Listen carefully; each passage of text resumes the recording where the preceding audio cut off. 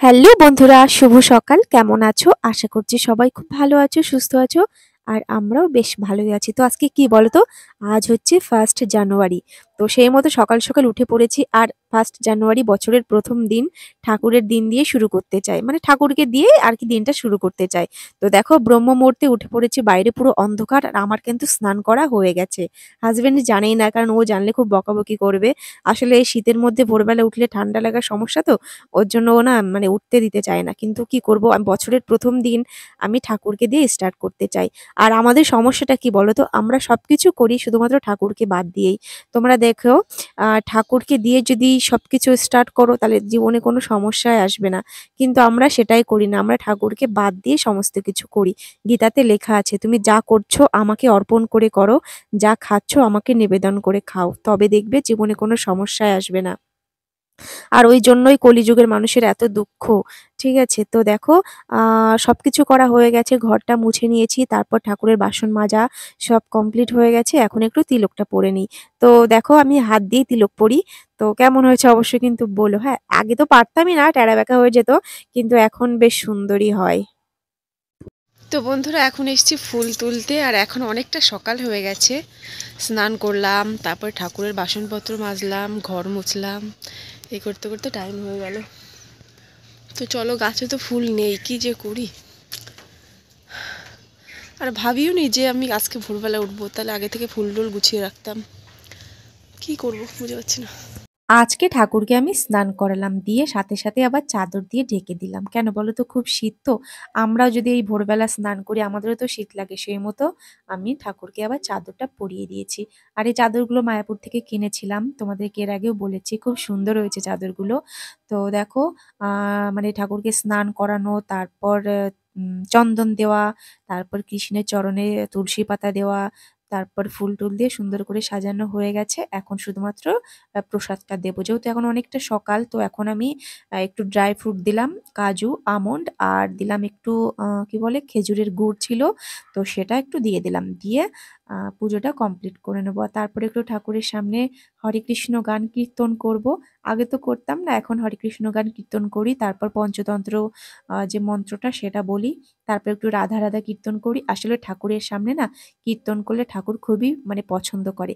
দেখো আমরা যে ঠাকুরকে ফুল দিই, ফল দিই, সেই সব কিন্তু ঠাকুরেরই দেওয়া। এখানে কিন্তু আমাদের নিজস্ব কিছু নেই। যদি থাকে সেটা হচ্ছে আমাদের চোখের জল। সেটা কিন্তু একমাত্র আমাদেরই। আর যে কীর্তনটা করছি সেটা। তো তাছাড়া বাকি সবকিছুই তো ভগবানেরই দেওয়া। তো দেখো আমার ঠাকুরগুলো তোমাদের সুন্দর করে দেখিয়ে দিলাম। আর এখন চলে এসেছি বাইরে। তুলসী মন্দিরটা আমি আগেই মুছে নিয়েছিলাম। এখন চলে এসেছি তুলসী দেবীকে জল দিতে। আর তুলসী দেবীকে জল দেওয়ার অনেক মানে মহিমা আছে। যেমন কি কৃষ্ণ ভক্তি লাভ হয়। আমি কিন্তু আগে কৃষ্ণ ভক্ত ছিলাম না। কিন্তু জানি না হঠাৎ কেন আমার মনে কৃষ্ণ ভক্ত এসে গেছে।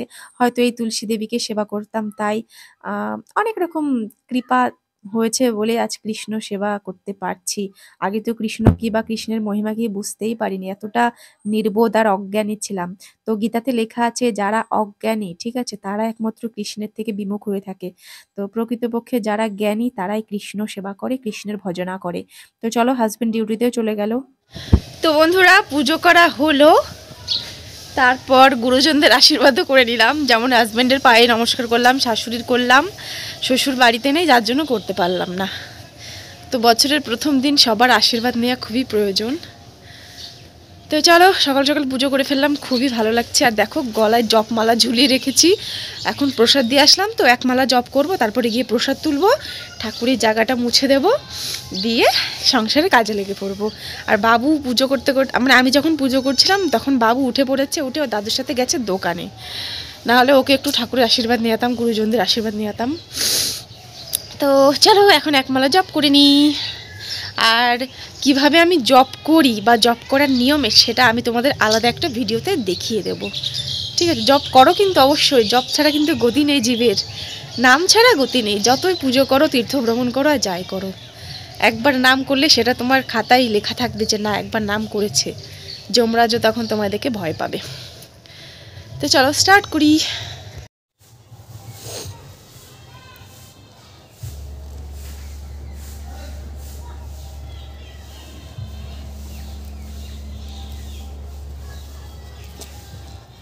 জয় শ্রীকৃষ্ণ চৈতন্য প্রভু নিত্যানন্দ শ্রী অদ্বৈত গদাধর শ্রীবাসাদি গৌরভক্তবৃন্দ। হরে কৃষ্ণ কৃষ্ণ কৃষ্ণ হরে হরে, হরে রাম রাম রাম হরে হরে। হরে কৃষ্ণ কৃষ্ণ।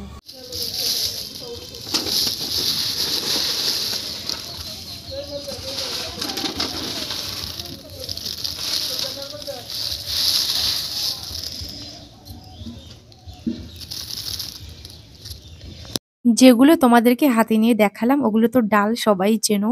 তো ওটা হচ্ছে কলাইয়ের ডাল, আর এগুলো খোসা, মানে খোসা শুধু ডাল। তো আমার শাশুড়ি ওটা কড়াইতে ভালো করে ভাজা ভাজা করেছে, দিয়ে এখন এই শিলের উপরে একটা কাঠের সাহায্যে ভালো করে আর ডলে ডলে এর কালো যে খোসাটা সেটা তুলতে হয়। আর অল্প কটা ডাল তো, বেশি হলে মেশিন থেকে ভাঙানো হতো, ওর জন্য অল্প কটা ডাল বাড়িতেই করা হয়। তো আমি পারলাম না, তারপর আমার শাশুড়ি করলো। আর যেহেতু আজকে অনেক ভোরবেলা উঠেছে তো খুবই খিদে পেয়ে গেছে, তো দোকানে গেছিলাম, দোকান দিয়ে চানাচুর নিয়ে আসলাম, দিয়ে মুড়ি দিয়ে মাখালাম, দিয়ে শাশুড়িকে দিলাম আর আমি খাচ্ছি। আর বাবুর জন্য একটু কেক আর চিপস নিয়ে আসলাম। আর কেক আমি সবার জন্য নিয়ে এসেছি, যেমন কি শ্বশুরকে একটা কেক দিলাম, শাশুড়িকে দিলাম। আর আমি কিন্তু এবছর কেকই খাইনি, কেন বলতো, কারণ কি কেকের মধ্যে ডিম দেওয়া থাকে, তো যার জন্য এবছর আর কেক খাওয়া হয়নি। তো ভেবেছিলাম বাড়িতে বানাবো, কিন্তু সেটা আর হয়ে ওঠেনি। তো ওই দেখো, হাজবেন্ড আবার ডিউটি থেকে চলেও আসলো, আর যেহেতু বছরের প্রথম দিন তো সবার জন্য নিয়ে এসছে মিষ্টি, আর আমার জন্য নিয়ে এসছে পনির। তো মানে 31st-এও কিছু সেরকম রান্না হয়নি, তো ভেবেছিল যে 1 জানুয়ারির দিন একটু ভালো মন্দ কিছু রান্না হবে। তো বিকালে তো বাজার আছে, বাজার থেকে ওদের জন্য নিয়ে আসবে চিকেন, আর আমার জন্য নিয়ে এসছে বাতকুল্লা থেকে পনির, যেহেতু বাজারের পনিরটা অতটা ভালো হয় না।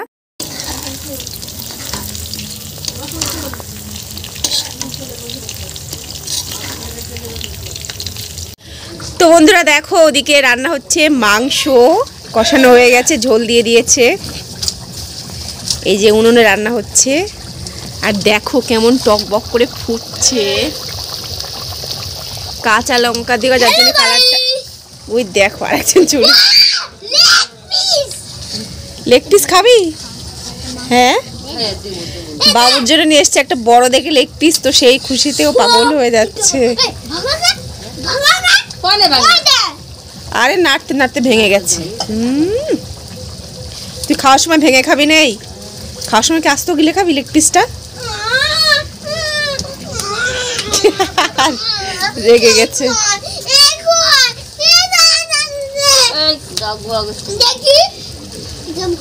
দেখাও, ওর দেখাও আস্ত আছে কিনা, দেখাও। ওই দেখ কত বড় লেগ